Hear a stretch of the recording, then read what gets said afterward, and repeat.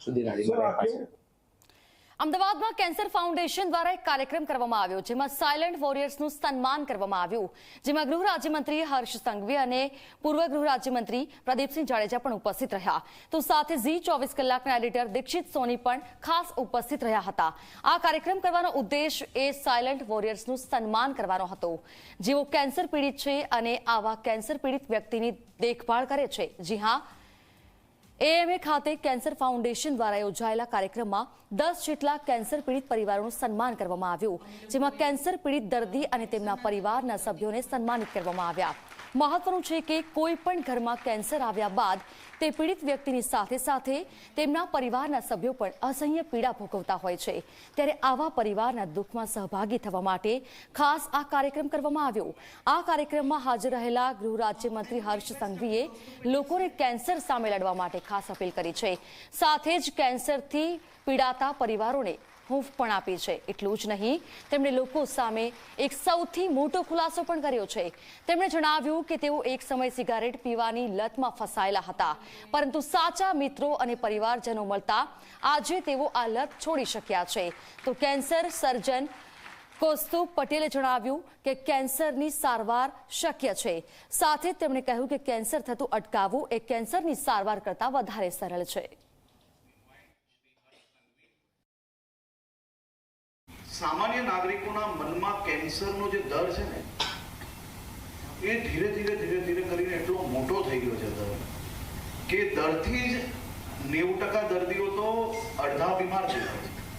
पण आज जયારે હું અહીંયા બેઠો હતો, જ્યારે હું વાંચતો હતો, તો કેન્સર માટેની સૌથી સારી જે વાતો છે અહીંયા લખેલી છે, love, faith, hope, courage, determination, responsibility, will power, support, આ બધા જ વિષયો જોડે તમારા જેવા ડોક્ટર જો કોઈને મળે તો હું જરૂરથી માનું છું કે આ જંગમાં આરામથી જીત થઈ ગઈ। હું એ દલદલમાં ફસાયો, હેક્ટિક લાઈફ, રેગ્યુલર ટ્રાવેલિંગ, રાત દિવસ અલગ અલગ શહેરોમાં ફરવાનું, અને આ દલદલમાં ઘૂસતા ઘૂસતા ઘૂસતા ઘૂસતા મને ખબર પડી કે હું તો ચેન સ્મોકર થઈ ગયો। સાચા સારથી મહિલા સમજાવવા વાળા લોકો મળ્યા, અને આજે 4 વર્ષ થઈ ગયા કે સિગરેટ થી મને છુટકારો મળી ગયો, અને મને એવું લાગે છે કે હું જીવન જીવતો હું ભૂલી ગયો। દીક્ષિતભાઈ બી આપણી સૌની વચ્ચે અહીંયા ઉપસ્થિત છે। દીક્ષિતભાઈ બી ઝી 24 કલાકના એડિટર છે, અને એમની બી એક ખાસિયત છે, સામાજિક અને સારા વિષયો, સમાજને ઉપયોગી વિષયને હંમેશા નિડરતાથી ગુજરાતના ખૂણે ખૂણે પહોંચાડવા માટે હંમેશા મદદ કરે। મેં કીધું આ વ્યક્તિ જે બોલે છે આ ક્યાંથી બોલાવ્યા છે, એટલે કે ચૂપ શું થયું? મારા મિત્ર છે, ગૃહમંત્રી ને પત્રકાર જેવો વ્યવહાર કરે, એમ કે ડોક્ટર હે, એટલે મને અપેક્ષા નથી કે ડોક્ટર હશે, પરંતુ એમને જે સરસ રીતે 4 લાઈન ગાઈને અહીંયા બેઠેલા અનેક લોકોના ચહેરા ઉપર મને ખુશી જે નજરે પડતી હતી એ અદ્ભુત હતી। કેન્સર એટલે કેન્સર અને કેન્સર એટલે મોત, પણ હવે કેન્સર ઇઝ ક્યોરેબલ।